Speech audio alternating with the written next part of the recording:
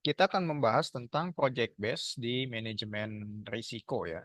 Jadi selain ada tugas case base di manajemen risiko juga ada tugas project base di sini. Nah, project base ini sendiri eh, dikerjakan secara tim atau secara kelompok. Maksimal deadline pengerjaannya adalah Hamin eh, bukan Hamin ya, sesi ketujuh di pertemuan sebelum UTS.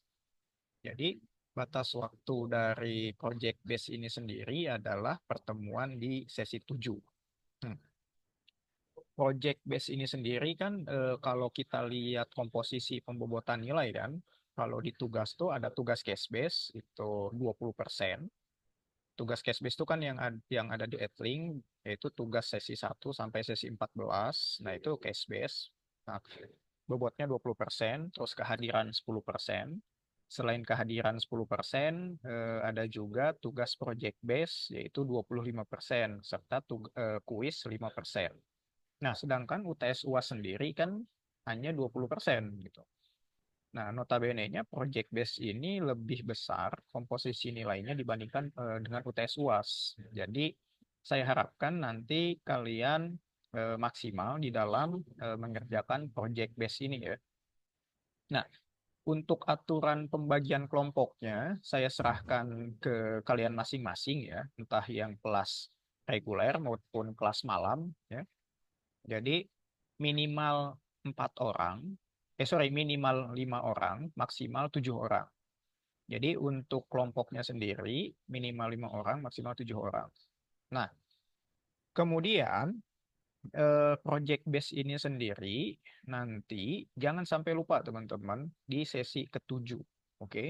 Jadi di sesi sebelum UTS yaitu sesi ketujuh maksimal deadline-nya. Jadi kita ada sesi 3, 4, 5, 6, ada sebulan ya. Jadi ada 1 bulan untuk kalian misalnya bisa mengerjakan tugas project base ini. Oke. Nah, project base ini terkait dengan materi-materi yang akan kita pelajari dari sesi ketiga sekarang ya. Dimulai dari sesi ketiga sekarang sampai dengan sesi ke-6 ya, sampai sesi ke-6. Nah, jadi saling berkaitan, makanya kalian bisa cicil dari sekarang untuk pengerjaan project based learning-nya. Nah, kemudian untuk project-nya ini sendiri, kalian yaitu melakukan analisis risiko keuangan pada perusahaan publik. Nah, jadi project base-nya adalah analisis risiko keuangan pada perusahaan publik. Nah, judulnya yaitu analisis risiko keuangan dan strategi mitigasi pada perusahaan publik gitu ya. Jadi judulnya itu ya.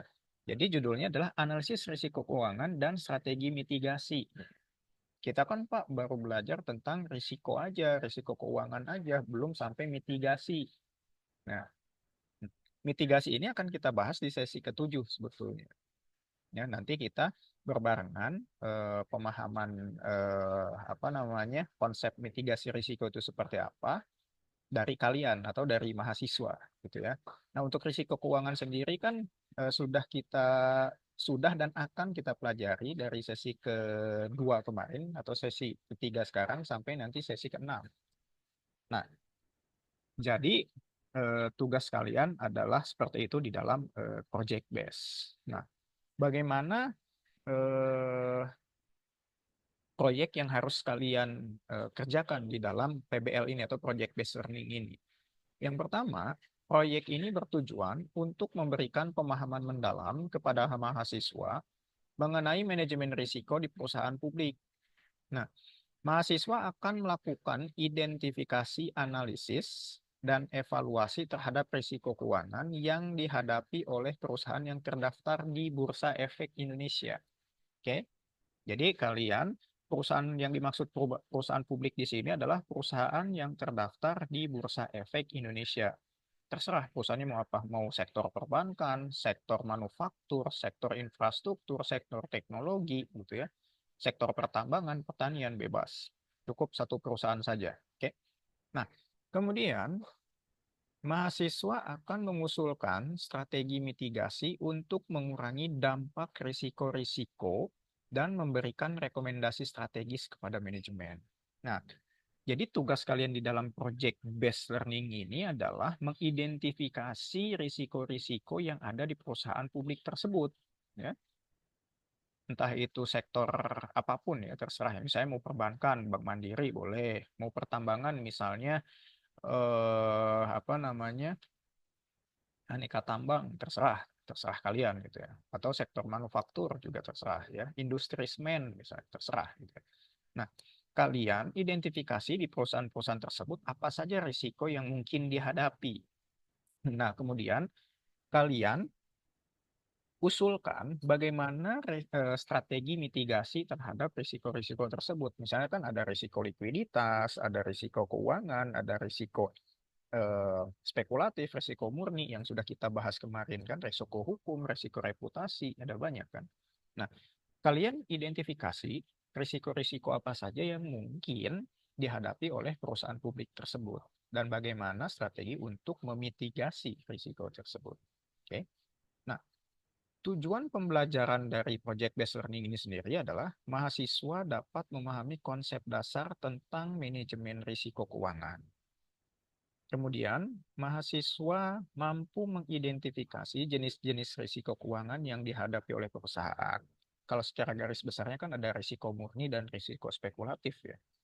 Nah, itu secara garis besarnya. Tapi kalian breakdown lagi, risiko apa saja sih yang mungkin terjadi gitu ya di perusahaan publik tersebut. Kemudian mahasiswa dapat menganalisis dampak dari risiko keuangan terhadap kinerja keuangan tersebut. Nah, bagaimana risiko-risiko tersebut berpengaruh terhadap kinerja keuangannya?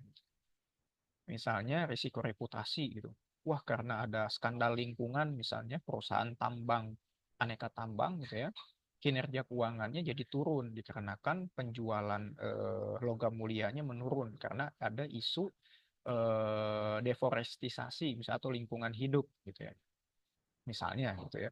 Makanya tapi kalian eh, analisis lagi gitu. Atau misalnya eh, perbankan gitu ya, Bank Mandiri gitu ya, kinerja keuangannya menurun akibat ada risiko reputasi yaitu bobolnya data nasabah gitu. Jadi nasabah tidak percaya lagi untuk menyimpan uangnya di Bank Mandiri, misal gitu ya.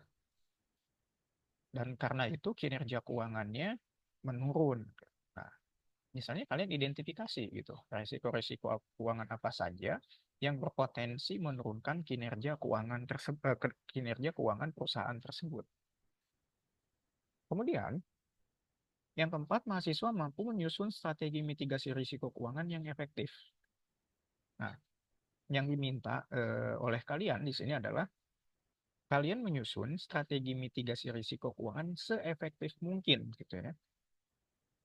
Kemudian, yang kelima, mahasiswa dapat menyajikan laporan analisis risiko keuangan dalam bentuk presentasi yang komprehensif. Jadi outputnya ini adalah presentation ya dari masing-masing kelompok yang sudah dibentuk tiap kelasnya. Begitu. Sampai sini dulu, teman-teman. Ada yang ditanyakan nggak terkait dengan apa yang akan kita lakukan di dalam apa namanya project based learning ini? Jelas nggak kira-kira teman-teman? Terkait apa yang akan kita lakukan di dalam project based learning. Ada yang ditanyakan dulu nggak? Kira-kira. Halo, Bapak izin bertanya, boleh? Ya, apa? untuk perusahaannya itu dibebaskan di bidang apa aja? Bebas. Yang penting terdaftar di Bursa Efek yang tadi sudah kita bahas. Oke, ada lagi? Bapak, terima kasih. Oke. Kemudian, tahapan proyeknya yang harus kalian lalui adalah yang pertama, pemilihan perusahaan. Nah, kita bahas nih satu-satu. Mahasiswa di sini dibagi dalam beberapa kelompok dan memilih satu perusahaan publik yang terdaftar di Bursa Efek Indonesia. Nah, jadi bagi kelompok minimal 5 orang, maksimal 7 orang. Kemudian diskusikan di dalam kelompok tersebut dengan anggota kelompok lainnya ingin memilih perusahaan jenis apa bebas yang terpenting terdaftar di Bursa Efek Indonesia. Ini aja yang terpenting ya. Kemudian, kenapa yang harus terdaftar di Bursa Efek Indonesia? Karena di sana menyajikan laporan keuangan yang komprehensif ya. Jadi menyeluruh. Jadi kalian bisa dengan leluasa mengidentifikasi risiko-risiko apa saja yang mungkin terjadi di perusahaan tersebut. Gitu. Kemudian, setiap kelompok akan mencari data keuangan dan laporan tahunan perusahaan tersebut selama 3 sampai 5 tahun terakhir. Jadi minimal 3 tahun, maksimal 5 tahun. Jadi nggak terlalu panjang lah ya bahasannya gitu. Jadi terkini gitu ya laporan keuangannya itu yang terkini gitu. Minimal 3 tahun, maksimal 5 tahun. Itu untuk laporan keuangannya. Dan jangan khawatir, setiap perusahaan yang terdaftar di Bursa Efek Indonesia pasti laporan keuangannya sudah terpublish, gitu ya. Jadi kalian gampang gitu. Jadi nggak susah ya, nyari datanya juga. Kemudian tahap yang kedua yaitu identifikasi risiko keuangannya. Nah, kelompok akan mengidentifikasi jenis-jenis risiko keuangan yang dihadapi oleh perusahaan seperti risiko pasar, risiko kredit, risiko likuiditas, risiko operasional. Nah, ini kan sudah dan akan kita bahas di pertemuan-pertemuan selanjutnya ya tentang jenis-jenis risiko ini, gitu ya. Nah, langkah kalian di dalam proyek ini adalah identifikasi risiko apa saja yang mungkin terjadi di perusahaan tersebut gitu ya. Seperti pasar, risiko kredit, likuiditas, operasional dan lain-lain, risiko hukum, risiko reputasi dan lain. Lebih banyak, lebih bagus gitu ya. Oke. Kemudian, identifikasi risiko keuangan tadi kalian gunakan analisis SWOT.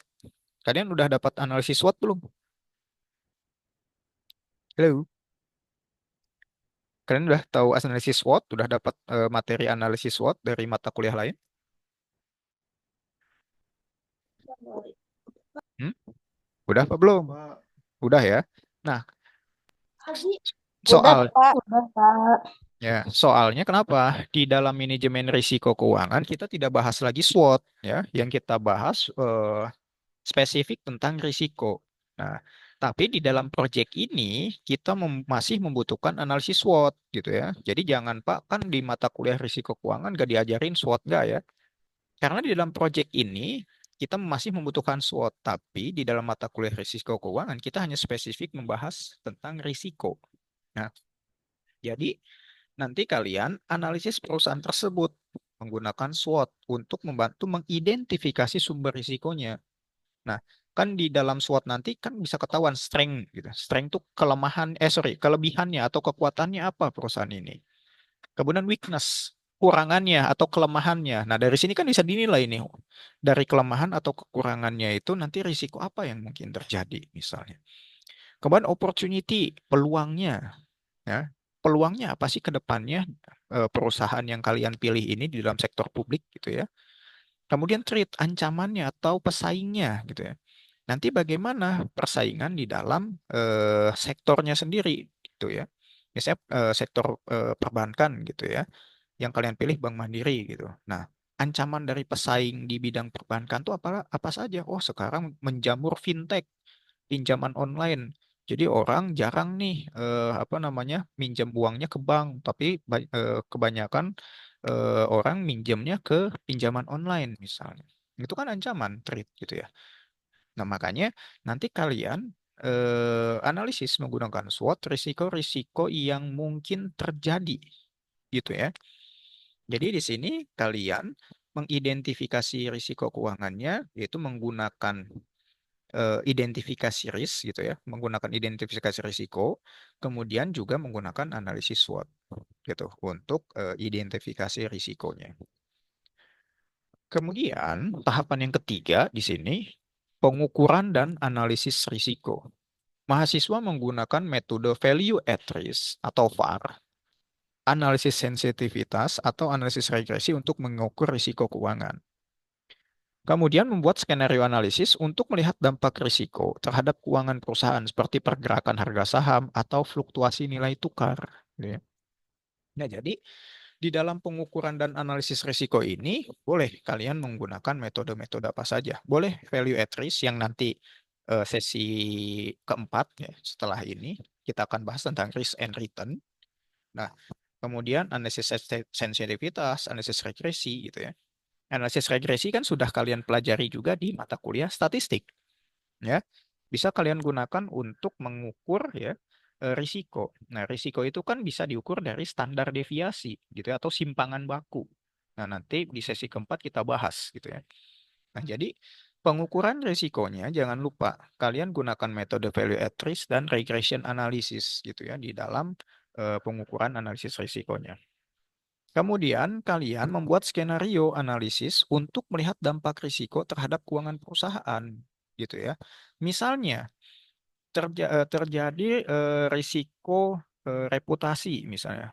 Reputasinya misalnya data nasabah perbankan bocor. Akibatnya harga saham Bank BCA atau Bank Mandiri jadi turun gitu ya akibat nasabah tidak percaya lagi untuk apa namanya menyimpan uangnya di bank gitu.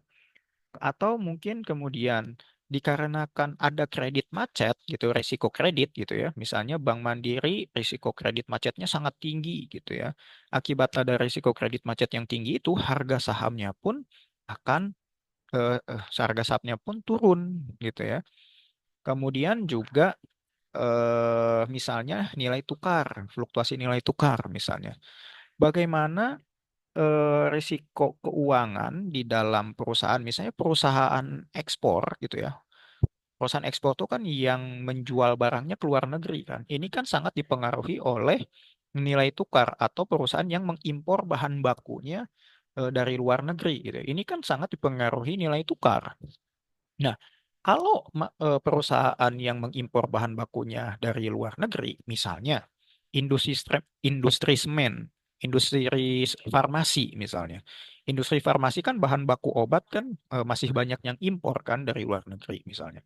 Kalau nilai tukar rupiahnya itu menurun, misalnya yang biasanya nilai tukar rupiahnya 15.000 per dolar, kemudian tiba-tiba naik menjadi, turun misalnya jadi 17.000 per dolar Amerika misalnya. Itu kan akan mempengaruhi kinerja keuangan gitu ya, karena nilai tukar yang melemah gitu. Nah, kalian harus sampai sedetail itu di dalam menganalisis, apa, sorry bukan analisis, di dalam mengukur dan analisis risikonya gitu ya. Jadi harus komprehensif ya. Bagaimana dampak-dampak risiko terhadap misalnya kenaikan fluktuasi harga sahamnya, naik atau turunnya harga saham perusahaannya, dan juga apakah kinerja keuangannya juga dipengaruhi oleh fluktuasi nilai tukar rupiah juga gitu. Nah, kalian pengukuran dan analisis risikonya harus sampai sedetail itu ya di dalam project based learning ini. Begitu. Nah, itu untuk analisis risikonya. Sampai sini ada yang ditanyakan dulu nggak terkait dengan pengukuran dan analisis risiko yang akan kalian kerjakan di dalam proyek analisis risiko perusahaan publik? Ada yang ditanyakan dulu nggak? Nah, kemudian yang keempat, strategi mitigasi di sini. Mahasiswa merumuskan mitigasi risiko berdasarkan analisis yang telah dilakukan. Misalnya, penggunaan hedging, hedging itu lindung nilai. Misal gini, untuk apa namanya mengantisipasi pelemahan nilai tukar rupiah, misalnya perusahaan yang bahan bakunya impor gitu ya, lebih dulu membeli dolar Amerika sebelum dolar Amerika itu naik gitu ya. Jadi kalau kalian punya perusahaan besar gitu ya, mata uang yang kalian punya tuh bukan hanya rupiah gitu, bisa saja dolar karena untuk membeli bahan baku yang impor tadi gitu ya. Nah, karena ketidakstabilan nilai tukar, misalnya, mumpung murah nih dolarnya 15.000, takutnya nanti bulan ke depan jadi 17.000. Nah, kalian menggunakan hedging gitu, lindung nilai. Kalian beli dolarnya di awal gitu ya. Jadi bukan di akhir gitu ya, supaya nilainya 15.000, bukan 17.000. Nah, misalnya seperti itu. Atau misalnya diversifikasi portofolio. Misal begini, kalau perusahaan kalian adalah portofolio kreditnya itu misalnya Kalau untuk Bank BRI misalnya, lebih banyak penyaluran kreditnya itu di kredit usaha rakyat. Nah, kalau penyalurannya kebanyakan di kredit usaha rakyat, maka risikonya adalah risiko kredit macet. Ya. Nah, untuk menghindari risiko kredit macet di kredit usaha rakyat tersebut, ya, Bank Mandiri misalnya melakukan diversifikasi portofolio, misalnya menyalurkan kreditnya tidak hanya pada eh, kredit usaha rakyat, tapi kredit konsumer, kredit modal kerja, kredit investasi, kredit korporat gitu ya. Nah, itu yang dinamakan diversifikasi portofolio ya. Di dalam apa namanya mitigasi risiko kredit macet di kredit usaha rakyat. Ya, misalnya kalau milihnya Bank Mandiri gitu ya, atau Bank BRI gitu.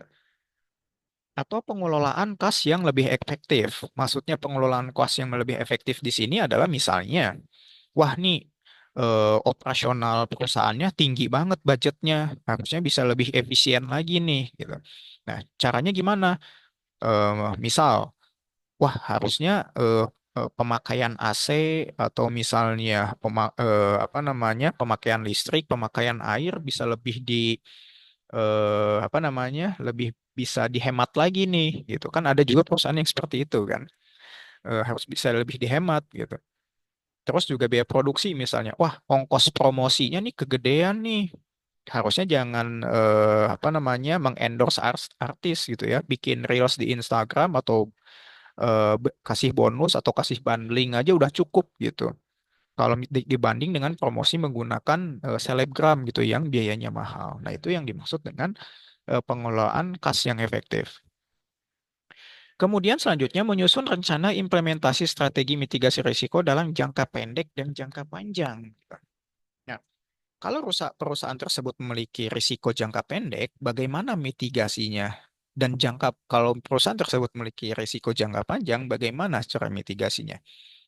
Misalnya risiko jangka pendeknya adalah kenaikan nilai tukar uang, misalnya. Caranya memitigasinya misalnya dengan hedging, lindung nilai gitu. Ya udah gitu. Beli beli dolarnya sekarang aja daripada nanti 2 bulan atau 3 bulan kemudian naik, mendingan belinya sekarang. Atau jangka panjangnya. Misalnya, kalau di dalam jangka panjangnya perusahaan tersebut rawan, misalnya yang pertama rawan kebakaran, kemudian rawan pencurian, rawan bencana alam misalnya. Nah, untuk memitigasi risikonya misalnya mengalihkan risiko tersebut ke pihak ketiga. Contohnya apa? Yaitu dengan asuransi. Misalnya mengasuransikan gedung dari kebakaran, mengasuransikan gedung dari bencana gitu. Misalnya seperti itu. Atau jangka panjangnya misalnya mengasuransikan karyawannya misalnya. Kalau misalnya karyawannya terjadi kecelakaan kerja karena sudah diasuransikan para karyawannya, jadi jika terjadi hal tersebut, perusahaan terbebas dari tanggung jawab untuk terhadap risiko tersebut gitu. Nah, itu contoh implementasi mitigasi risiko jangka panjang dan pendek gitu ya. Oke. Sampai sini ada yang ditanyakan nggak teman-teman terkait dengan eh, tugas yang akan kalian apa namanya kerjakan secara tim atau kelompok di dalam project based learning. Nah, itu tahap keempat. Kemudian tahap kelimanya di sini adalah penyusunan laporan dan presentasi. Mahasiswa menyusun laporan analisis risiko keuangan perusahaan dalam format formal. Berarti di sini ada paper atau makalah yang harus kalian buat juga gitu. Nah, untuk paper atau makalahnya tidak usah di print out atau dijilid gitu. Cukup soft copy nanti dikirimkan ke saya gitu ya. Jadi untuk apa? Laporannya untuk laporan proyeknya berupa makalah atau paper ya. Kemudian di dalam paper tersebut harus lengkap isinya, yaitu mencakup latar belakang perusahaan, latar belakang perusahaannya dari visi misi, sejarahnya, perkembangan perusahaan, dan lain-lain. Jadi harus lengkap. Kemudian identifikasi risiko perusahaan tersebut. Jadi harus lengkap juga identifikasi risiko perusahaan tersebut. Apakah risiko perusahaan tersebut rentan terhadap risiko kredit kalau perusahaannya perbankan? Apakah perusahaan tersebut rentan terhadap risiko reputasi kalau misalnya perusahaan tersebut perbankan juga atau perusahaan tambang misalnya. Atau risiko likuiditas kalau perusahaannya perusahaan perbankan juga gitu. Atau misalnya risiko nilai tukar uang gitu ya kalau perusahaan tersebut adalah perusahaan importir gitu ya. Oke. Kalian identifikasi di situ risiko-risiko apa saja yang mungkin timbul gitu ya dari perusahaan tersebut. Kemudian analisis dampaknya. Dampaknya terhadap perusahaan jika terjadi risiko tersebut bagaimana? Apakah dampaknya terhadap kinerja keuangan perusahaan? Apakah kinerja keuangan perusahaan bisa turun akibat risiko tersebut atau tidak gitu. Berpengaruh atau tidak terhadap reputasi perusahaan atau tidak. Nah, kalian analisis gitu dampaknya. Apakah dampaknya setelah terjadi risiko tersebut misalnya banyak karyawan yang keluar atau resign atau akibat dari risiko keuangan misalnya banyak perusahaan yang ya, terancam bangkrut. Dampaknya adalah PHK karyawan besar-besaran misalnya. Nah, itu misalnya salah satu dampak dari risiko yang dihadapi gitu. Nah, itu kalian harus ada di dalam paper atau makalah nanti.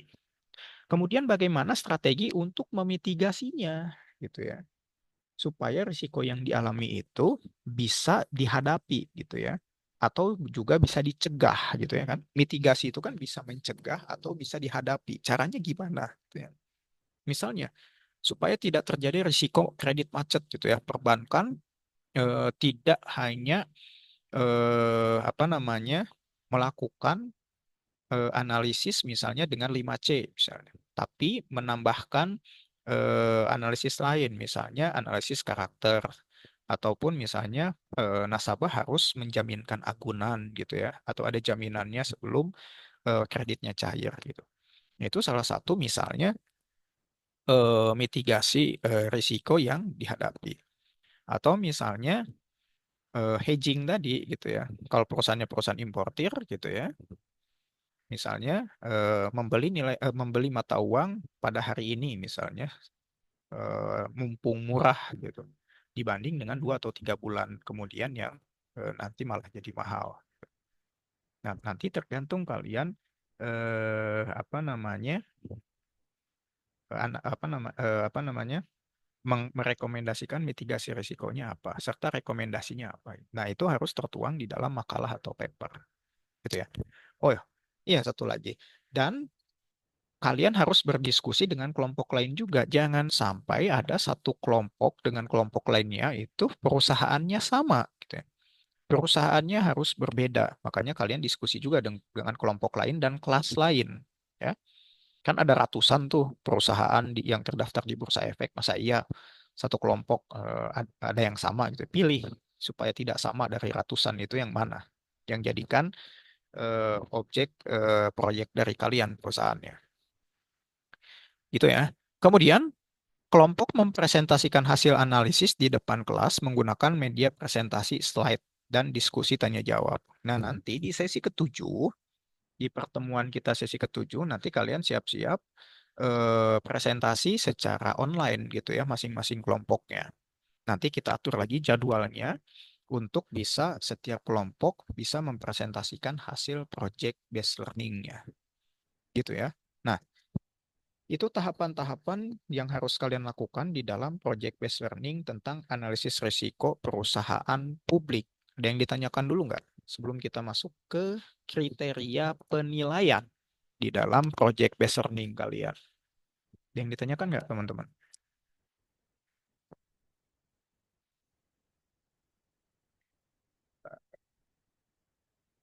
Oke, jika tidak ada, kita lanjut ke kriteria penilaian di sini.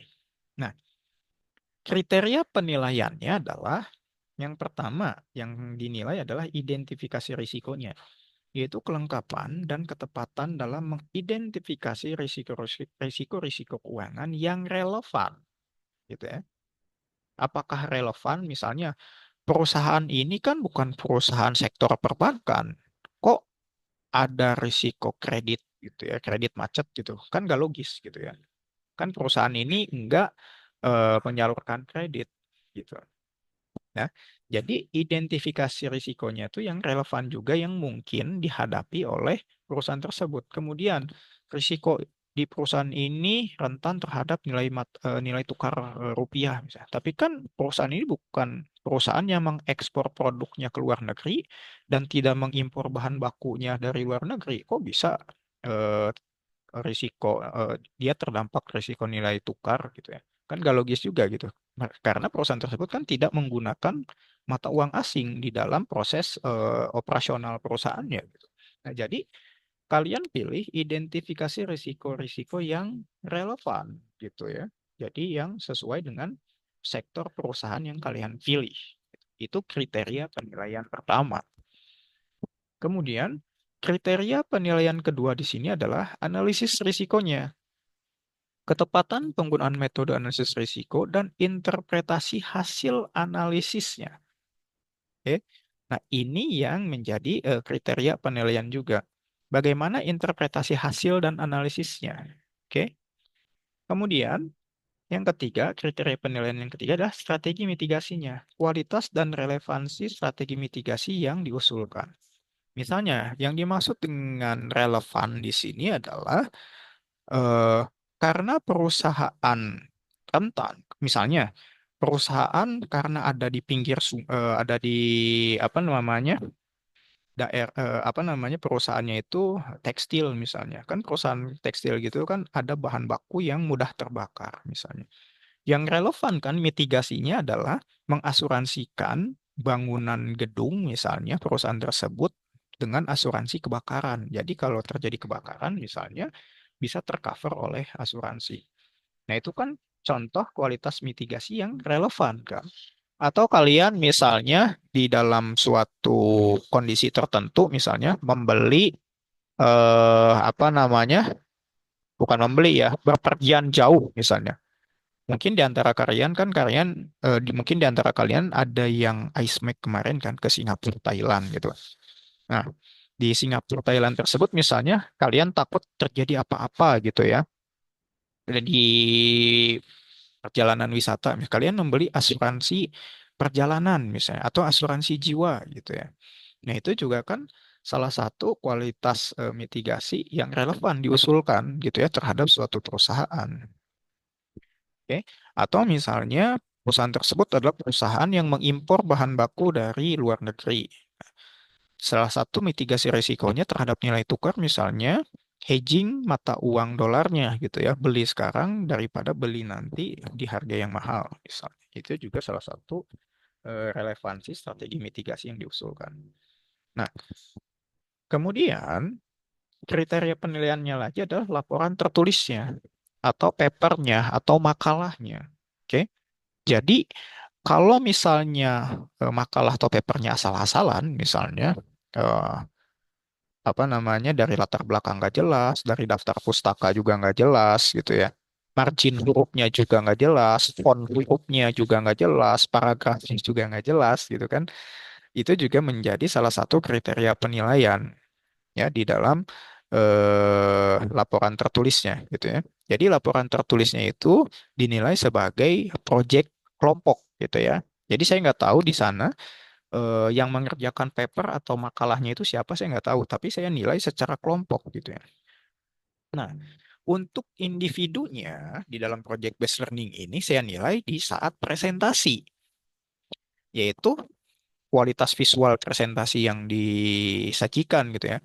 Misalnya kalian karena ingin visualisasi presentasi yang lebih bagus, tidak menggunakan PowerPoint. Kalau PowerPoint kan udah jenuh ya, udah mainstream gitu.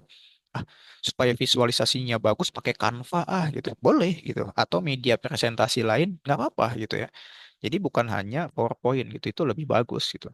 Nah, itu juga bisa menjadi nilai lebih di dalam kriteria penilaian.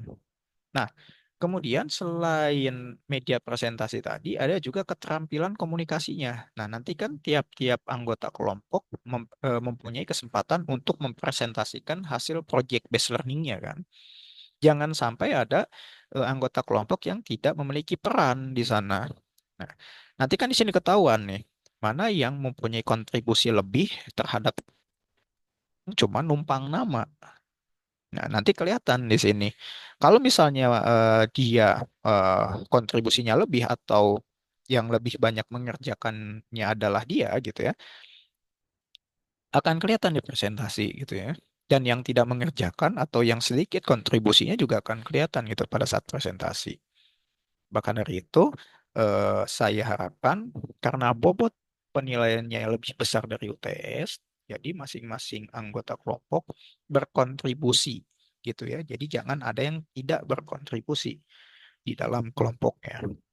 Nah, nanti kan di apa namanya dinilai gitu keterampilan komunikasinya bagaimana, public speakingnya gimana, gesturnya gimana gitu ya. Komunikasinya dua arah atau misal slide di PowerPoint misalnya tidak bisa menjelaskan secara komprehensif, hanya membaca saja. Nah, itu kan kelihatan juga nanti pada saat presentasi. Dan juga kemampuan menjawab pertanyaan dari audiens. Audiens itu kan bisa teman-teman mahasiswa kalian, bisa juga saya sebagai dosen. Nah, nanti kan terlihat gitu ya, kalau kalian menguasai project base yang kalian kerjakan, maka pertanyaan-pertanyaan dari audiens pun akan kalian bisa jawab dengan lugas gitu ya. Nah, itu untuk kriteria penilaiannya. Oke, kemudian output projectnya, nah ini saya batasi nih, laporan analisis risiko keuangan, bentuknya kan tadi paper ya atau makalah, akan tetapi tidak boleh lebih dari 30 halaman plus cover. Cover sampai daftar isi tidak boleh lebih dari 30 halaman. Kenapa? Supaya kalian gak bertele-tele di dalam penulisan papernya gitu ya. Jadi tuliskan yang penting-pentingnya saja, yang kalian anggap penting saja yang kalian tuliskan. Jadi kalau kalian anggap ini nggak terlalu penting, ya nggak usah ditulis di dalam paper atau makalah gitu ya. Nanti percuma gitu ya. Makalah atau papernya banyak gitu ya halamannya, tapi isinya kosong gitu. Saya yang penting eh, apa namanya halamannya tipis tapi berisi gitu ya, daripada tebal tapi nggak ada isinya gitu ya. Jadi kalian laporkan analisis risiko keuangannya yang menurut kalian penting saja. Oke. Jadi maksimal 30 halaman. Kemudian presentasinya juga tidak boleh lebih dari 25 slide gitu ya. Tahun kemarin ada teman kalian gitu ya, kakak kelas kalian, ada slide-nya sampai 50 gitu. Waduh, itu saya sampai bingung gitu ya. Makanya di dalam slide itu kan eh, poin-poinnya saja yang ditulis gitu ya, yang ditampilkan gitu ya. Jangan semuanya dari paper kalian copy paste ke sana gitu ya. Jadi kan isinya ya makalah jadinya bukan presentasi gitu ya. Jadi poin-poinnya saja. Jadi saya beri maksimal slide-nya adalah 25 slide di situ. Oke. Kemudian output proyeknya lah. Yang lain adalah rekomendasi strategi mitigasi risiko dalam format matriks atau tabel. Jadi saya ingin bentuknya itu kan tadi disuruh buat analisis SWOT kan. Analisis SWOT kan membuat matriks eksternal dan internal kan.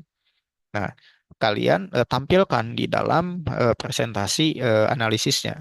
Karena kalian tadi diminta menggunakan SWOT analisis atau tabel juga terserah kalian. Mau matriks atau tabel, terserah. Oke, maka dengan struktur proyek seperti ini, mahasiswa akan mendapatkan pemahaman yang lebih aplikatif mengenai manajemen risiko keuangan serta kemampuan analisis yang lebih tajam. Gitu. Itu maksud dari project based learning yang akan kalian lakukan kepada perusahaan publik gitu ya.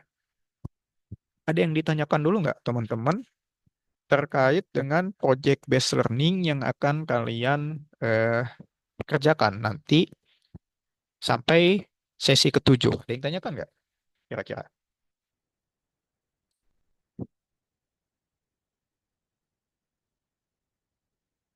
Oke, jika tidak ada yang ditanyakan,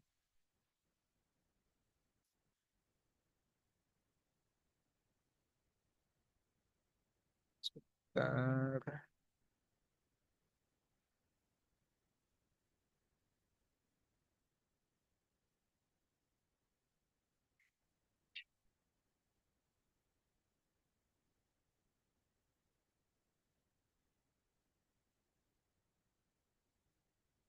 Oke. Nah,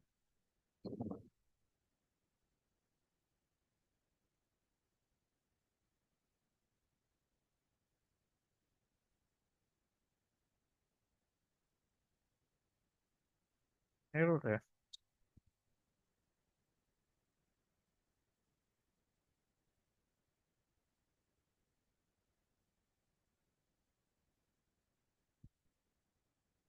Hmm,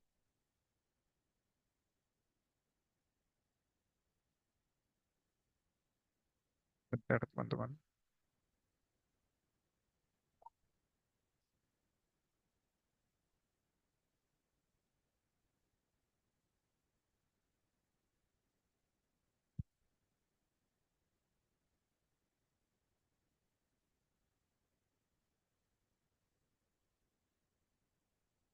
Kenapa ya ini jadi lemot lagi?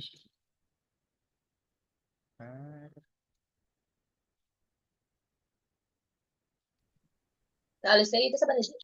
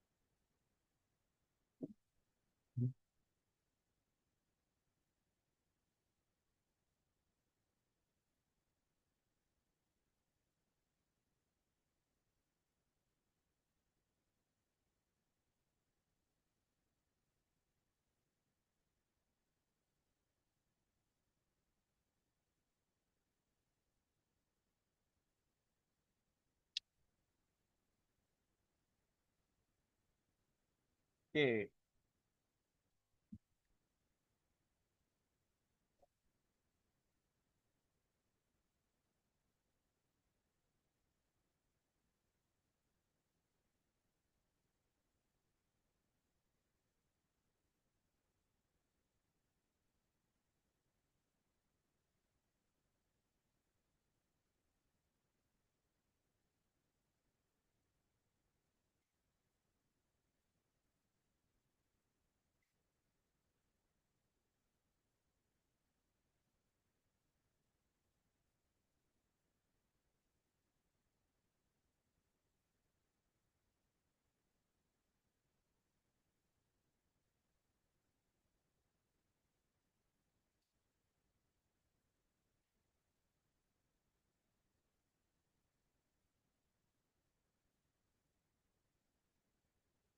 Oke, kita absen dulu ya sebelum materi kita mulai. Untuk kelas M, karena itu kelas non reguler ya, nanti kita absennya terpisah untuk kelas M.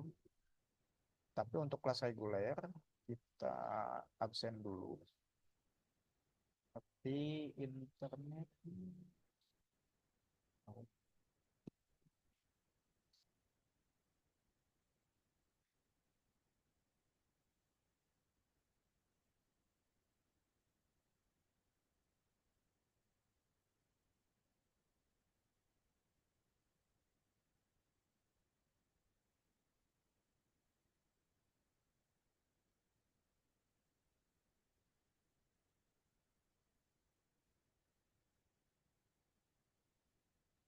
Oke, kita absen dulu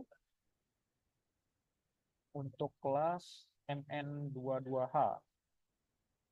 Ulfani ada, Ada Pak hadir. Rifki Dotulong.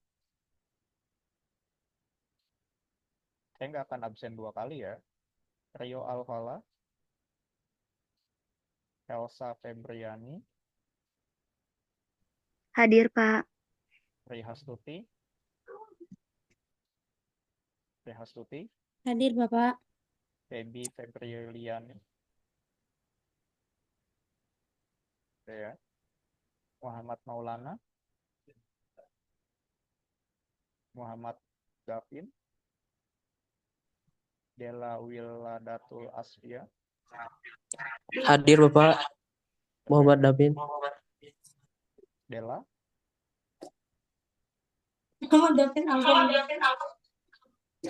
Dan Resti Nur Amana. Hadir, Pak. Muhammad Zikri. Hadir, Pak. Ica Marisa. Kemudian Parlan. Gina Amelia. Ica hadir Bapak. Hadir Pak. Gina. Abdul Rian. Nafita. Hadir Pak. Yogi. Siti Aisyah. Hadir Pak. Rivaldi Ibnu Sina. Hadir, Pak. Silvia Nur. Hadir. Muhammad Farhan. Aisyah. Dava. Salsabila. Hadir, Pak. Jailani. Mardia Adam. Anna Nurul Hikmah. Hadir Pak. Muhammad Nur Rizki. Asti Wulandari. Pasti hadir Bapak. Ranti Sri. Hadir Bapak. Givangga Tabhijriya. Oke. Geturda.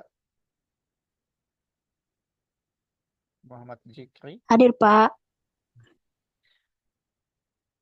Petronella. Yuliana Makmun. Zikri Nasrullah. Hadir Bapak. Mutia Muslim. Hadir Pak. Dimas Ardiansyah. Dimas hadir, Pak. Naya. Naya. Rian Susilo. Hadir, Pak. Hadir. Hadir. Ai Winarti. Hadir Pak. Oke. Sekarang Pak Rifki hadir, Pak. tadi kemana? Kan saya bilang, saya nggak akan pulang kalau nggak ada.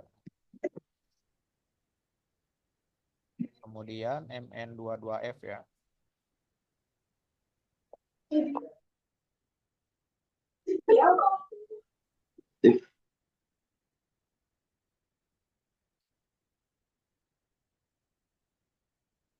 Oke, yang F.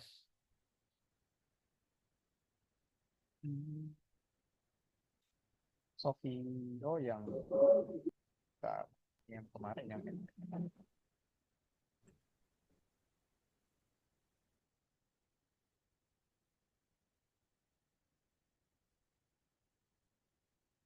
salah. Udah. Oke, yang F. Sofia Rohainal Haq. Hadir Bapak. Asma Awalia. Hadir Bapak. Irnia Ningsih. Tasya Putri. Hadir Pak. Tasya. Oke. Lagi di jalan Bapak tadi. Safira Putri. Hadir Bapak. Sahila. Abigail. Hadir, Pak. Hadir Pak. Rineta. Hadir Pak. Salsabila. Hadir. Amira. Hadir. Wanda. Amira hadir Bapak. Wanda. Hadir. Kala Santika hadir, Pak. Ali Rohman. Hadir Ali Rohman, Pak. Intan hadir, Pak. Intan. Tarisa. Hadir Bapak. Rifki Ardiansyah.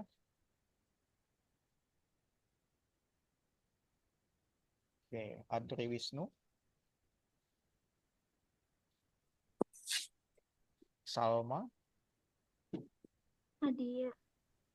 Pak Faisa Salsabila, Hadir Bapak. Iya, hadir. Anissa, Hadir Bapak. Siti Nuraini,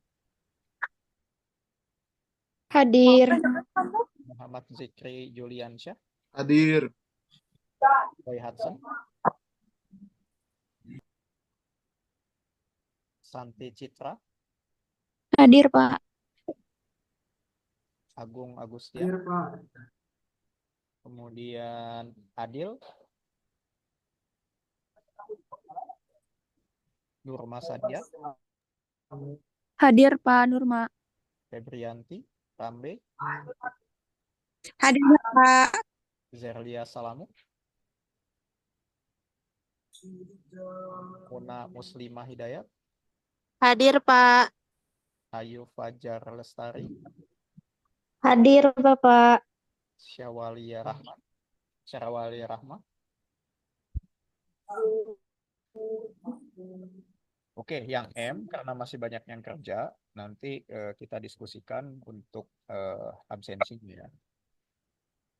Oke, selanjutnya karena kita sudah membahas tentang project base-nya, jadi kita akan masuk ke materi di dalam perkuliahan di sesi ketiga kali ini, yaitu tentang kerangka kerja Enterprise Risk Management. Nah, kita akan bahas apa sih Enterprise Risk Management itu atau IRM ini. Dan IRM ini banyak diaplikasikan di perusahaan-perusahaan, terutama perusahaan yang terdaftar di Bursa Efek Indonesia.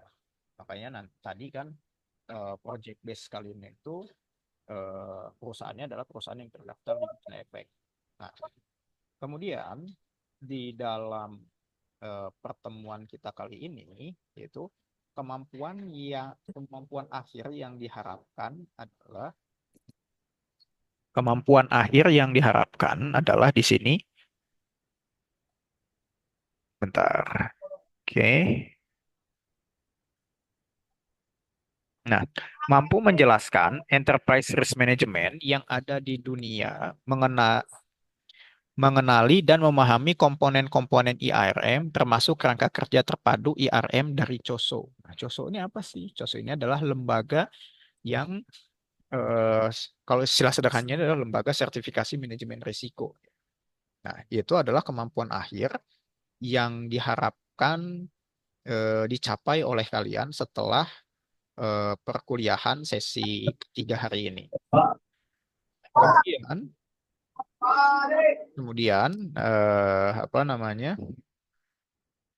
selanjutnya, definisi IRM menurut COSO adalah sebagai suatu proses di sini, sebagai suatu proses yang dipengaruhi manajemen perusahaan yang diimplementasikan dalam setiap strategi perusahaan dan dirancang untuk memberikan keyakinan yang memadai agar dapat mencapai tujuan perusahaan. Itu ya. Jadi itu adalah definisi IRM atau Enterprise Risk Management, yaitu suatu proses yang dipengaruhi manajemen perusahaan yang diimplementasikan dalam setiap strategi perusahaan, gitu ya, dan dirancang untuk memberikan keyakinan memadai agar dapat mencapai tujuan perusahaan. Jadi IRM ini adalah suatu proses atau sistem yang digunakan oleh masing-masing perusahaan untuk mencapai tujuan perusahaan. Tujuan perusahaan itu apa? Tujuan perusahaan kan terimplementasi atau terrefleksikan di dalam visi misinya kan. Itu kan tujuan perusahaan. Tujuan perusahaan kan tercermin dari visi misinya. Seperti misalnya Nusa Putra gitu. Tujuannya adalah menjadi world class university di tahun 2030 gitu. Itu kan visinya. Nah, jadi IRM ini adalah proses yang dipengaruhi oleh manajemen perusahaan tersebut untuk mencapai tujuan perusahaan. Nah, itu definisi dari IRM ya, yang ada kaitannya dengan manajemen risiko nanti. Kemudian setelah itu IRM ini mencakup berbagai level, yaitu ada level strategik, ada level operation, ada reporting, dan compliance di sini. Oke, nanti kita bahas satu-satu di dalam COSO IRM ini. Kemudian, di dalam COSO IRM ini, kita akan membahas tentang lingkungan internal dari suatu perusahaan atau internal environment, kemudian penentuan sasaran atau objective setting, kemudian identifikasi peristiwa atau event identification, kemudian penilaian risiko atau risk assessment, kemudian tanggapan risiko atau risk response, kemudian aktivitas pengendalian atau control activities, dan terakhir informasi dan komunikasi, yaitu information and communication. Kemudian pemantauan atau monitoring. Nah, jadi di dalam penerapan manajemen risiko, ya, jadi ada tahapan-tahapan atau standar-standar yang dilakukan, yaitu tentang bagaimana identifikasi risiko, bagaimana penilaian risiko, terus juga tanggapan risiko atau cara memitigasinya, kemudian cara memonitoringnya, itu dijelaskan di dalam Enterprise Risk Management di sini ya.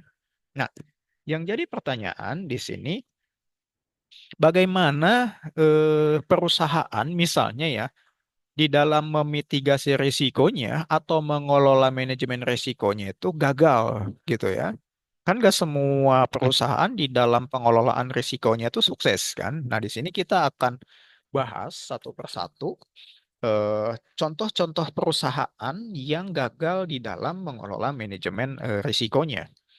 Nah, kita mulai di tahun 97 di sini. Nah, di sini trader bank Baring, Nick Leeson. Nah, ini contohnya bank di Inggris lah ya. Kemudian membeli instrumen derivatif saham. Nah, instrumen derivatif ini adalah sekuritas lah ya. Surat berharga saham Jepang, yaitu Future Nikkei. Bank Baring adalah bank dari Inggris. Ekonomi Jepang turun drastik karena ada bencana gempa Kobe. Nah, Jepang itu kan salah satu negara yang rawan bencana kan, rawan gempa, rawan tsunami ya. Nah, Jepang itu walaupun Jepang itu negara maju tapi negaranya itu rawan gitu ya. Nah, karena bencana gempa Kobe. Nah, di tahun 97 tuh di Jepang ada bencana gitu ya, gempa bumi di daerah Kobe di Jepang. Akibatnya, Jepang mengalami kerugian besar. Kemudian, transaksi selanjutnya itu jual opsi nih. Nah, ini udah kalian bahas di manajemen keuangan khususnya kemarin. Tidak mengurangi kerugian, tetapi memperparah kerugian. Pada akhirnya, Bank Bering mengalami kerugian sebesar 1,3 miliar. Bank Bering terpaksa bangkrut karena kerugiannya sudah melebihi modalnya. Nah, jadi Bank Bering ini mengakuisisi Bank Future Nikkei, Bank Jepang gitu ya. Akan tetapi pada transaksi apa namanya? Transaksi jual belinya gitu ya. Malah Bank Bering ini mengalami kerugian misalnya. Nah, pada awalnya Bank Bering nggak tahu kalau misalnya Future Nikkei ini atau bank dari Jepang ini akan terdampak bencana yaitu gempa bumi ya yang terjadi di Kobe waktu itu. Nah, Bank Bering ini terlanjur membeli saham Bank Future Nikkei ini kan. Nah, Bank Bering lupa atau Bank Bering tidak memperhitungkan kalau Jepang itu rawan sekali terhadap risiko bencana, khususnya bencana alam, tsunami, gempa bumi gitu ya.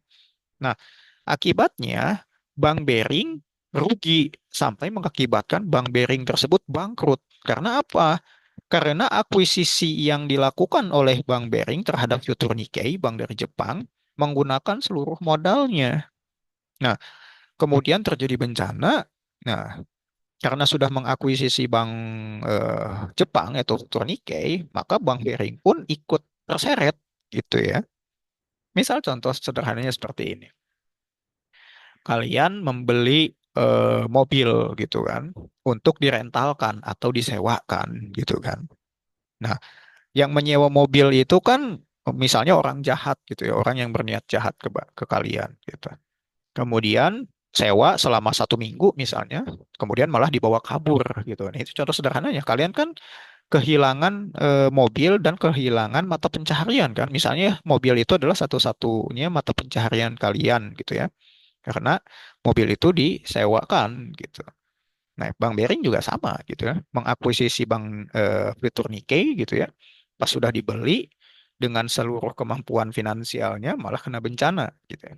Nah, jadi itu contoh kegagalan manajemen risiko karena Bank Bering tidak memperhitungkan risiko bencana yang mungkin terjadi di Jepang. Gitu.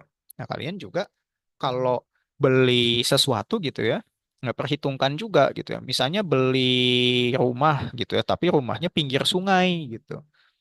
Nah, kalian tidak memperhitungkan kalau rumah pinggir sungai itu rawan terdampak banjir misalnya karena luapan air sungai, nah gitu.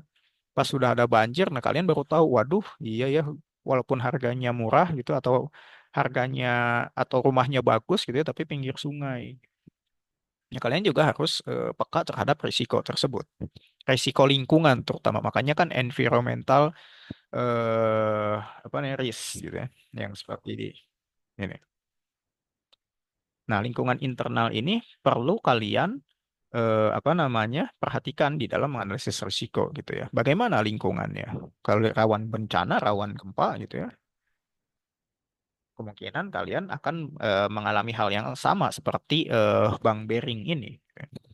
Nah, kemudian di 2001, Enron merupakan perusahaan yang memperdagangkan energi, jual beli energi. Mereka juga masuk ke kontrak derivatif energi. Nah, ini juga nih jual beli saham perusahaan apa namanya energi ini ya. Usaha mereka cukup kompleks sehingga transparansi menjadi lebih sulit. Transparansi yang kompleks dimanfaatkan untuk menjalankan sistem akuntansi yang tidak wajar. Nah, ini risiko reputasi ini. Kemudian di samping itu Enron melakukan beberapa manuver agar laporan keuangannya kelihatan baik. Akhirnya investor mengetahui trik-trik mereka. Keuntungan mereka yang sesungguhnya ternyata tidak sebesar yang dilaporkan, maka mengakibatkan harga saham Enron jatuh dari $80 per lembar saham menjadi $0,5. Nah, mereka mempunyai kewajiban jangka pendek yang tidak segera jatuh tempo. Mereka tidak bisa memperoleh bantuan dana, tidak ada yang percaya dengan mereka, Enron akhirnya bangkrut. Nah, ini resiko reputasi, teman-teman. Nah, kalau di dalam dunia bisnis itu kan yang terpenting itu adalah kejujuran kan. Nah, Enron Energi ini tidak jujur di dalam menulis laporan keuangannya. Sistem akuntansinya itu nggak jujur. Padahal di dalam dunia bisnis gitu ya, kepercayaan atau reputasi itu yang paling utama gitu ya. Nah, Enron di sini memanipulasi laporan keuangannya, yaitu memanipulasi jumlah keuntungan. Ya, yang kan kalau di dalam sistem akuntansi kan memodifikasi data itu kan gampang ya, memanipulasi data itu gampang, sangat mudah gitu ya. Nah, Enron melakukan hal ini gitu ya supaya investor tertarik membeli saham Enron gitu ya. Akan tetapi lama-kelamaan investor pun tahu gitu ya kalau Enron ini bohong di dalam pencatatan laporan keuangannya. Nah, pas ketahuan bohong, nah harga sahamnya ini kan yang tadinya $80 per lembar saham nih ya, jadi hanya 0,5 gitu ya. Karena apa? Karena nggak ada lagi investor yang percaya pada Enron gitu ya, karena dia sudah bohong gitu ya terhadap laporan keuangannya dan akhirnya Enron pun bangkrut. Nah, itu salah satu resiko reputasi gitu ya. Jadi jangan sampai apa namanya reputasi kita tuh jelek gitu. Misal contoh, kalau kita ketahuan nyontek atau ketahuan mencuri gitu ya, orang kan memandang kita kan jadi rendah gitu ya misalnya. Wah, si itu mah pernah nyolong HP saya, wah si itu mah pernah nyolong uang saya gitu ya. Padahal cuma sekali dilakukan gitu. Tapi dampaknya seumur hidup gitu ya. Orang nggak akan lupa gitu ya. Nah, jadi hati-hati dengan yang namanya reputasi gitu ya. Jadi jangan kalau di dalam pencatatan laporan keuangan ya jangan bohong gitu ya. laporkan apa yang sesungguhnya terjadi gitu ya. Nah, itu adalah contoh-contoh kegagalan manajemen risiko di berbagai negara dan di berbagai perusahaan dan di berbagai tahun. Nah, kemudian kita akan bahas di sini. Sampai sini dulu ada yang ditanyakan nggak teman-teman? Nah, di sini kita akan membahas tentang pandangan lama dan baru gitu ya di dalam apa namanya manajemen risiko gitu ya. Nah, pandangan lama di sini kan kalau pandangan lama high risk, high return. Risiko yang tinggi menawarkan keuntungan yang besar. Atau sebaliknya, low risk, low return. Risiko yang rendah, imbal hasil atau keuntungan yang ditawarkan akan rendah gitu. Ini kan konsep lama nih. Pandangan lama di sini, semakin tinggi risiko, semakin tinggi keuntungan perusahaan gitu ya. Jadi kalau kalian berinvestasi gitu ya, kalau dulu kan apa namanya? Kalau kita berinvestasi gitu ya, kita kan nggak tahu gitu ya risikonya ke depan tuh gimana gitu. Tapi dia menawarkan keuntungan yang tinggi misalnya. Kalian berinvestasi di investasi bodong misalnya. Investasi bodong tersebut misalnya menawarkan return yang tinggi gitu. Wah, kalau berinvestasi di saya nanti imbal hasilnya 50% misalnya. Nah, itu kan sesuatu yang berisiko tinggi kan. Padahal yang kalian sedang lakukan adalah investasi bodong misalnya. Atau kalian berinvestasi apa namanya pada sesuatu yang belum pasti. Misal contoh, ah saya mau beli sepatu ini nih, kayaknya nanti saya bakal borong sepatu ini sebanyak 100 juta modal saya gitu ya. Pasti ini laku nih, soalnya lagi tren, lagi hype gitu, lagi trending. Tiba-tiba sebulan kemudian udah nggak hype, udah nggak trending. Terus sepatu yang sudah kalian borong itu yang kalian beli nggak terjual semua. Nah itu kan namanya risiko. Walaupun misalnya harga jualnya tinggi, keuntungannya bisa berkali-kali lipat. Misalnya. Nah itu tapi pandangan lama tentang high risk high return tadi. Nah kemudian di sini pandangan barunya yaitu risiko harus dikelola. Gitu ya. Risiko itu sebetulnya bisa di manage atau bisa di manage bisa apa namanya dikelola gitu ya. Jadi kalau misalnya konsep high risk high return gitu ya, kalian membeli pabrik atau membeli rumah di bantaran sungai gitu ya. Apa namanya? Returnnya tinggi gitu. Maksudnya returnnya tinggi di sini adalah ya harga rumah tersebut murah gitu ya. Udah mah rumahnya murah, bagus gitu. Kekurangannya apa? Kekurangannya cuma pinggir sungai. Tapi kalian nggak tahu gitu. Risiko rumah pinggir sungai sangat tinggi terdampak banjir misalnya. Itu kan high risk high return namanya. Padahal kalau di zaman modern sekarang atau pandangan baru sekarang, risiko tuh dikelola. Cari misalnya, wah jangan rumah di pinggir sungai gitu ya, atau jaraknya agak jauh dari sungai tapi harganya masih lebih bagus. Itu kan bisa dikelola gitu ya.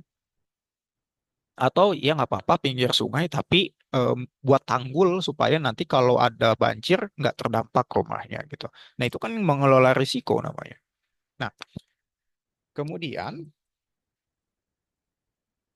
di dalam mengelola risiko di sini ada risk adjust return, kan ada risk. Ini kan apa namanya garis Y, ini garis X kan. Nah, risk adjust return. Nah, apa namanya risiko itu bisa dikelola gitu, bisa di adjust gitu. Kemudian zone 1, insufficient risk taking, ada optimal risk taking, ada exercise risk taking. Nah, kita akan bahas satu-satunya di contoh di sini. Nah, yang pertama adalah risiko itu bisa dikelola. Caranya gimana? Caranya yaitu pengolahan risiko yang digambarkan dalam bagan di atas bisa diilustrasikan. Bagan ini kan yang tadi kita bahas nih, yang ini nih. Nah, bisa diilustrasikan melalui perjalanan dengan menggunakan kendaraan mobil misalnya. Mobil yang berjalan terlalu lambat barangkali tidak menguntungkan karena beberapa hal. Misal terlalu lama. Jadi kalau kalian pakai mobil gitu ya dari Bogor ke Sukabumi, kecepatannya hanya 40 kilometer per jam gitu. Kan lama nyampenya gitu ke Bogor gitu ya dari Sukabumi itu. Kemudian supaya nggak lama nyampenya, misalnya kalian apa namanya, atau bahkan bisa sorry, karena beberapa hal bisa terlalu lama, atau kalian memacu mobil tersebut jadi bukan 40 kilometer per jam tapi 100 atau 150 kilometer per jam misalnya. Nah, ini kan akan membahayakan kendaraan lain. Nah, mobil tersebut perlu dipacu lebih cepat. Jika mobil berjalan terlalu cepat, misal ngebut, maka risiko bertabrakan akan kehilangan kendali menjadi semakin besar. Jadi kalau kalian menggunakan mobil gitu ya, supaya cepat nyampe gitu ya, risiko tabrakannya atau risiko kecelakaannya kan semakin tinggi juga kan, dibanding dengan yang pelan-pelan tadi. Tapi kan kalau pelan-pelan, risiko tabrakan atau kecelakaannya semakin rendah, tapi nyampenya lama. Tapi kalau cepat gitu ya, walaupun ada risiko tabrakan atau kecelakaan, tapi nyampenya bisa lebih cepat. Nah, gitu kan. Nah, kemudian tentu saja hal ini tidak menguntungkan, gitu ya. Yang paling eh, optimal adalah mobil berjalan dengan kecepatan optimal. Misalnya tidak terlalu rendah dan tidak terlalu cepat juga, gitu ya. Kan kalau 40 kilometer ya kapan nyampenya ke Bogor? Lama gitu. Tapi kalau 150 kilometer per jam gitu ya, wah ini bahaya gitu. Nah, optimal tuh berapa kecepatannya gitu ya. Nah, kan kalau di tol tuh kan suka dilihat ya, maksimal kecepatan 80 kilometer per jam. Nah, optimalnya adalah 80 kilometer per jam gitu. Jadi tidak terlalu pelan seperti 40 kilometer dan tidak terlalu cepat juga seperti 150 kilometer gitu. Jadi optimalnya itu 80 kilometer untuk menghindari tabrakan atau kecelakaan dan untuk menghindari sampainya lama gitu ya. Jadi kecepatan optimalnya itu harus 80 kilometer per jam gitu. Nah, ya, nah, di sini dijelaskan yaitu cukup cepat tetapi bisa dikendalikan gitu. 80 kilometer kan cukup cepat tapi bisa dikendalikan gitu ya. Nah, pengelolaan risiko bisa diilustrasikan sebagai kombinasi penekanan gas mempercepat kendaraan dan penekanan rem memperlambat kendaraan. Nah, kombinasi yang ideal bisa membuat mobil berjalan kencang tetapi tetap terkendali gitu ya. Itu ilustrasi di dalam pengelolaan eh, manajemen. Oke. Nah, terakhir di sini. Sebelum ke sini, ada yang ditanyakan dulu nggak? Sebelum kita bahas tentang kerangka manajemen risiko. Nah, kerangka manajemen risiko di sini ada di pasar lunak, misalnya budaya risiko dukung manajemen, prasarana keras yaitu teknologi informasi, prasarana. Nah, proses manajemen risiko organisasi harus berawal dari perencanaan, yaitu penetapan tujuan, misi, penetapan target, penyusunan kebijakan, prosedur, dan lain-lain. Jadi harus berdasarkan planning terlebih dahulu di dalam proses manajemen risiko. Setelah planning, baru di sini kalian melaksanakan actionnya di sini, yaitu identifikasi dan pengukuran risiko manajemen risiko, asuransi, diversifikasi, hedging, penghindaran dan sebagainya, organisasi manajemen risiko, struktur organisasi, staffing, incentive. Nah, ini kan udah kita bahas tadi tentang hedging, tentang asuransi dan lain-lain. Kemudian pengendalian yaitu evaluasi, pelaporan, komunikasi dan umpan balik. Nah, di sini baru bisa menghasilkan maksimasi nilai perusahaan. Nah, jadi ini adalah sebetulnya tahapan-tahapan project based learning yang sudah tadi kita bahas di awal, bagaimana melakukan manajemen risiko di dalam suatu organisasi atau perusahaan. Jadi ada tahapan perencanaan, pelaksanaan, dan pengendalian. Nah, ini kerangka manajemen risiko. Sampai sini ada yang ditanyakan nggak teman-teman terkait dengan apa yang sudah kita bahas tadi terkait enterprise risk management atau pengelolaan manajemen risiko? Ada yang ditanyakan nggak kira-kira teman-teman?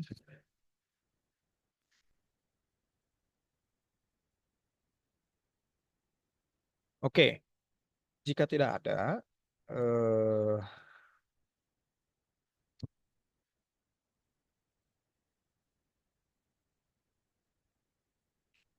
untuk kelas reguler di sini saya akan membagikan. Kalau untuk malam berbeda ya karena non reguler. Nah, tapi kalau untuk tugas project based learning itu sama ya. Nah, untuk mengevaluasi pemahaman kalian tentang IRM di sesi ketiga ini, untuk kelas MN22F kita akan kuis sebanyak 20 soal sampai maghrib lah ya. Saya kasih waktu 20 menit sebelum maghrib. Kalian mengerjakan kuis di sini. Oke. Nah, ini dia.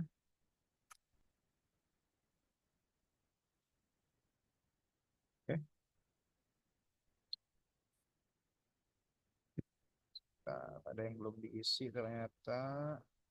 Yang satu udah, dua, tiga, empat, lima, enam, tujuh, delapan, sembilan, 10, 11, 12, 13, 14, 15, 16, 17, 18, 19, 20. Ini udah diisi semua, tapi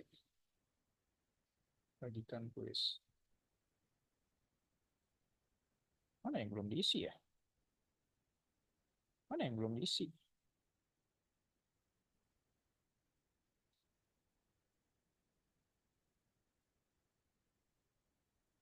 Ini udah diisi semua.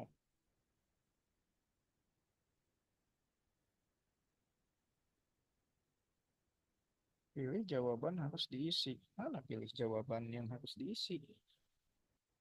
Ya, berarti nggak usah kuis lah ya, karena ini error kayaknya teman-teman. Jadi kita ganti aja kuisnya, jadi latihan soal di sesi 3. Nah, ini dia.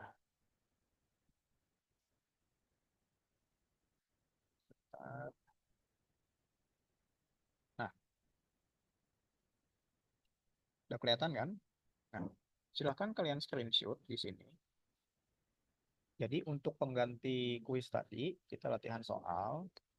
Dan untuk kelas reguler maupun non-reguler, kita akan latihan soal untuk kelas reguler dan non-reguler.